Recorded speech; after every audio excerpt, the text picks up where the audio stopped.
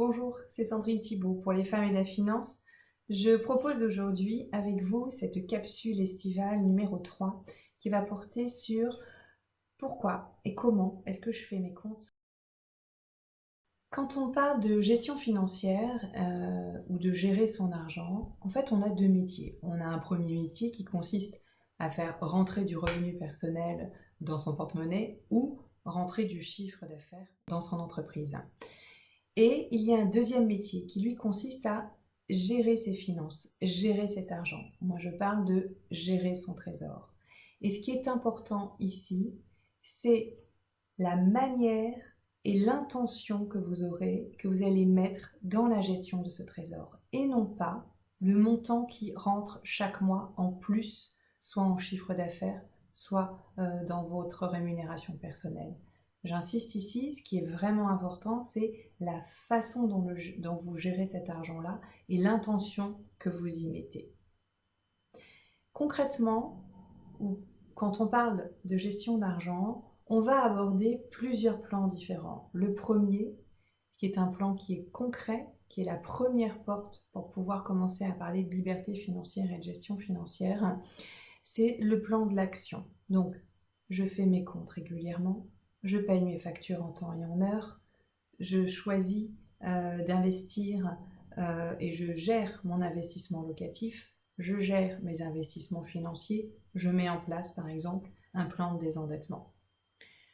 Le deuxième plan, lui, est le plan de la connaissance, de la réflexion. Si j'ai envie d'investir sur un investissement locatif immobilier, je vais commencer à m'intéresser à comment est-ce que ça fonctionne, comment sont imposés les revenus, où est-ce que je peux investir, à quel prix. Je vais aller voir mon banquier pour prendre un petit peu d'informations. Je vais lire des revues en ce sens, des livres. Je vais interroger les gens autour de moi qui ont déjà réalisé ce type d'investissement.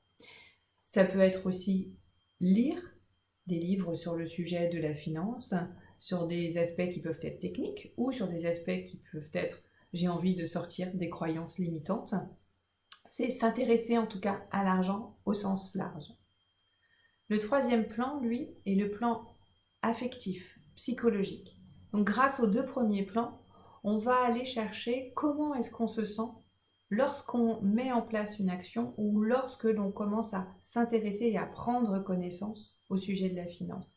Et on va essayer d'aller débusquer ces croyances limitantes pour ensuite les lever et mettre en place des nouvelles stratégies, des nouvelles habitudes pour sortir de ces croyances limitantes. Le quatrième plan, lui, est un plan plus énergétique, plus spirituel.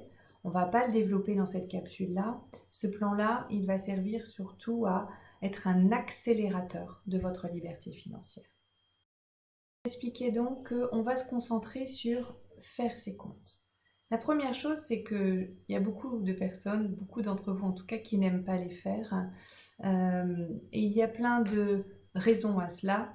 Il y a surtout beaucoup d'alibis. Les alibis qui sont je n'ai pas le temps, je n'ai pas d'énergie à ça, ça m'intéresse pas, ça me barbe, j'ai des enfants tout le week-end, je n'ai pas envie en fait de regarder mes comptes. La première chose que je vous propose, c'est peut-être une idée sémantique. Peut-être que faire ses comptes, c'est pas le truc qui vous intéresse. Essayez de le remplacer par gérer mon trésor. Je me mets en route vers la liberté financière. J'essaie de faire de cet argent, de mon argent, un ami. Trouvez les choses qui vous conviennent, la sémantique qui vous convient pour pouvoir rentrer dans ce processus-là. Pourquoi est-ce que c'est important de faire ses comptes? C'est important parce qu'on vient sortir du flou. Le flou, c'est des fuites énergétiques en fait. Le flou, c'est de la surconsommation d'énergie, des tensions qui s'installent et inconsciemment, on se met dans un état de vigilance. Donc c'est très inconfortable.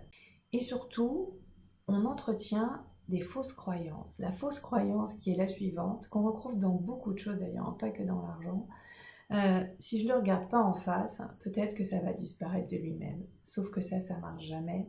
Et on se rend compte que c'est vraiment en affrontant les choses, c'est vraiment en tout cas en regardant ces peurs en face, que ça vient se résoudre.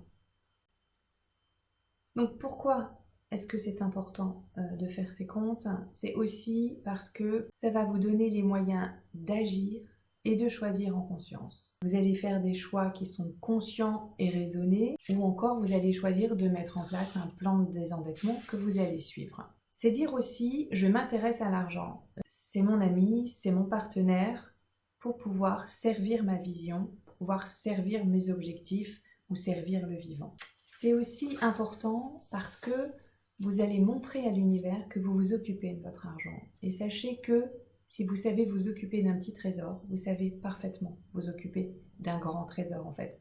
Ce sont les mêmes principes fondamentaux de base.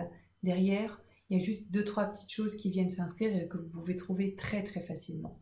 Sur le plan énergétique et spirituel maintenant, c'est très intéressant de faire ces comptes parce que à pouvoir se concentrer sur l'argent qui rentre dans son porte-monnaie personnel ou sur le chiffre d'affaires qui rentre dans votre entreprise, vous allez y mettre une intention qui va faire que, grâce à la loi d'attraction, vous allez encore créer plus de chiffre d'affaires, encore créer plus de revenus personnels. C'est vraiment une histoire d'intention de faire grimper cette courbe de votre chiffre d'affaires.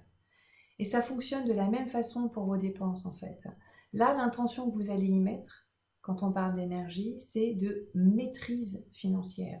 Vous n'êtes pas en train de dépenser votre argent, vous êtes vraiment en train de maîtriser la finance et de maîtriser l'investissement qui va vous permettre de servir vos objectifs, servir votre cause, servir votre vision, servir le vivant. Donc concrètement, qu'est-ce que je vous propose de faire? Toutes les 2 ou 3 jours, idéalement tous les jours, au pire, une fois par semaine, vous allez saisir toutes les dépenses que vous avez faites. Donc vous conservez au fur et à mesure tous vos tickets de caisse, toutes vos factures, et vous saisissez de façon régulière ces dépenses-là. Il existe plein de logiciels, même les banques aujourd'hui elles proposent ça, c'est assez facile à faire. Il suffit au préalable que vous ayez catégorisé vos dépenses, et donc ça c'est fonction de la façon dont vous avez de vivre, selon la façon dont vous avez de vivre votre argent. Et quand il s'agit de votre activité professionnelle, ça dépend un petit peu de votre activité, du secteur dans lequel vous opérez. La deuxième chose à faire, elle est mensuelle, et là il va falloir y consacrer peut-être 2 heures par mois, c'est l'analyse. Avant l'analyse, il y a quelques principes de base qui sont importants pour les dépenses notamment, et lorsque vous avez une carte bancaire à débit différé, ce qui est important, c'est de comptabiliser la dépense au moment où vous la faites et non pas au moment où c'est débité. Donc là, on est vraiment dans la gestion d'un budget, on n'est pas dans la gestion d'une trésorerie, ce qui sont 2 choses différentes. Le deuxième principe important, c'est qu'il existe des revenus qui sont en fait des catégories de dépenses. Je pense notamment à des remboursements de frais de santé. Là, vous allez vraiment venir mettre au crédit d'une dépense ces revenus-là. Donc, ce n'est pas des revenus qui rentrent en plus, mais ce sont des dépenses minorées par des revenus supplémentaires. Le troisième principe qui est important, c'est les espèces, la gestion des espèces. Vous allez vous rendre compte, si ce n'est déjà fait, que les espèces, ça part très très très vite. Et là, je vous encourage soit à demander un ticket de caisse à chaque fois que vous faites un paiement en espèces, soit à noter dans un petit carnet, qui peut être un mini-agenda, les dépenses que vous avez faites dans la journée, avant de le reporter dans votre outil de gestion de vos comptes. Et le quatrième principe, ce sont les revenus non attribuables. On ne sait pas les catégoriser en fait. Donc moi je vous invite à regarder sur une année entière, donc vous le faites sur l'année passée, sur une année entière, les différents revenus que vous n'avez pas pu catégoriser. L'objectif c'est qu'il y en ait le moins possible parce que si rien n'est catégorisable, ça va être un peu compliqué. Et donc vous faites la somme de tous ces revenus sur un an, vous les divisez par 12 et vous avez en moyenne des revenus non catégorisables que vous allez répercuter mensuellement dans votre budget. Donc maintenant que vous savez comment ça fonctionne et que vous avez réalisé de façon mensuelle votre analyse, vous allez regarder de façon très précise comment fonctionne votre train de vie. Ça, c'est vraiment important. Donc vous allez regarder si ce qui rentre est supérieur à ce qui sort. Si ce n'est pas le cas, je vous invite à revisiter les choses et à aller soit augmenter vos revenus, soit baisser vos recettes. Ce qui est très important dans cette analyse également, c'est que vous allez pouvoir examiner vos dépenses et les choisir en conscience.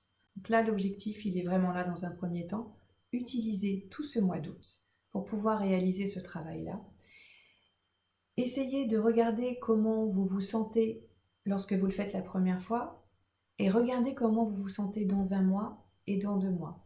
Essayez de trouver les mots justes et regardez comment évoluent ces mots maintenant dans un mois et dans 2 mois. Et regardez également l'évolution de votre rapport à l'argent sur les 4 plans que j'ai évoqués avec vous, le plan concret, le plan affectif et psychologique, le plan de la connaissance et le plan spirituel. Et regardez comment vous avez évolué sur ces 4 plans-là sur les 2 mois à venir. Voilà, je vous souhaite un excellent été et je vous dis à bientôt pour une nouvelle capsule. Bonne journée et à bientôt. Au revoir.